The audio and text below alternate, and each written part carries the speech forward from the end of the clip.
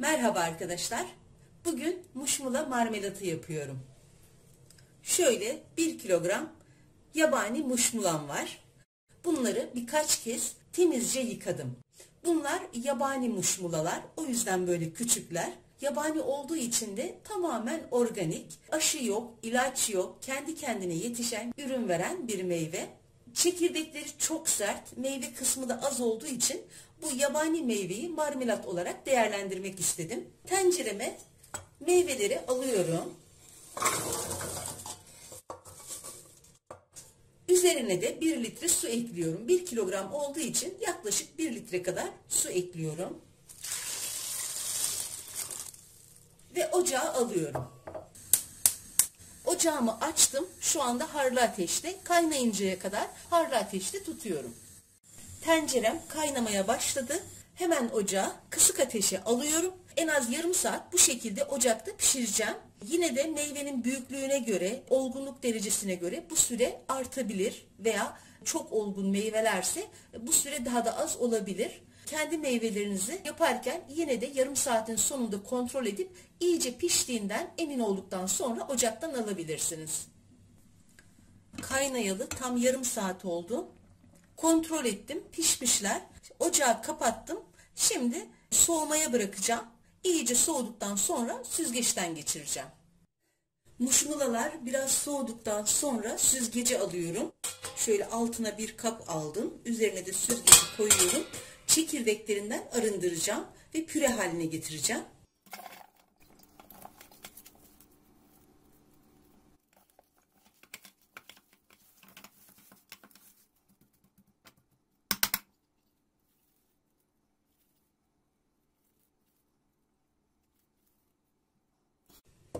Böyle posa haline getirdikten sonra şimdi altta kalan püreyi tencereye alıp kaynatacağım.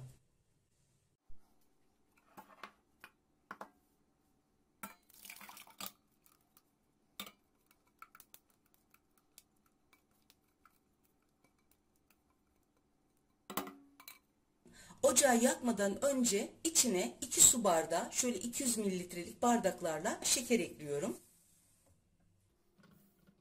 Ocağımı yakıyorum. Sürekli karıştırarak kıvam alana kadar bu şekilde ocakta kaynatıyorum.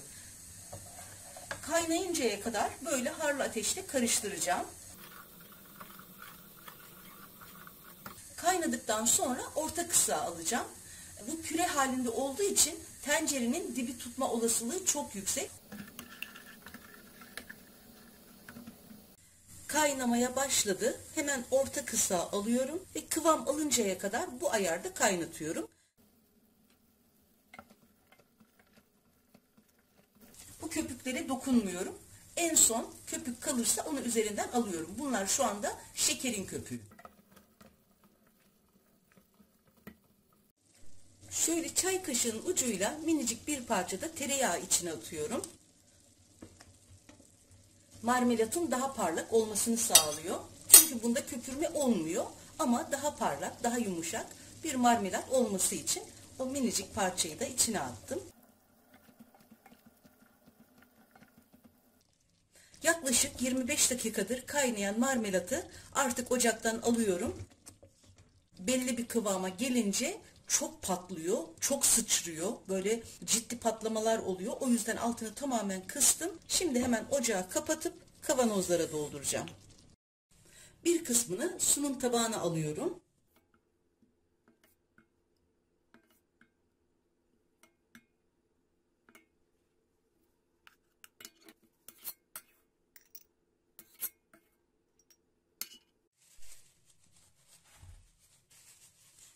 Kavanozun ağzını temizce sildikten sonra hiç kullanılmamış 0,1 kapakla ağzını şöyle iç geri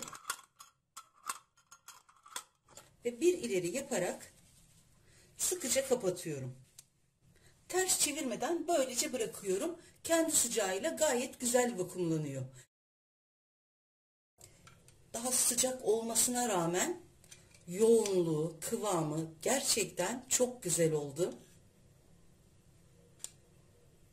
Şu anda elim yanıyor. Sizler de elinizdeki muşmulaları bu şekilde değerlendirebilirsiniz. Özellikle böyle yabani olan meyveleri değerlendirmek çok daha güzel oluyor. Çünkü tamamen ilaçsız, en doğal, en organik ürünler bu yabani meyveler. Şeker oranı biraz düşük olduğu için içine şeker ekledim. Sizin elinizde bulunan muşmulalar eğer şeker oranı yüksekse çok daha az şeker ekleyerek marmelatınızı yapabilirsiniz. Muşmula çok şifalı, çok değerli bir meyve. Mutlaka elinizdeki meyveleri bu şekilde yapın ve deneyin derim. Yapacak ve deneyecek olanlara şimdiden kolay gelsin, afiyet, şifa olsun.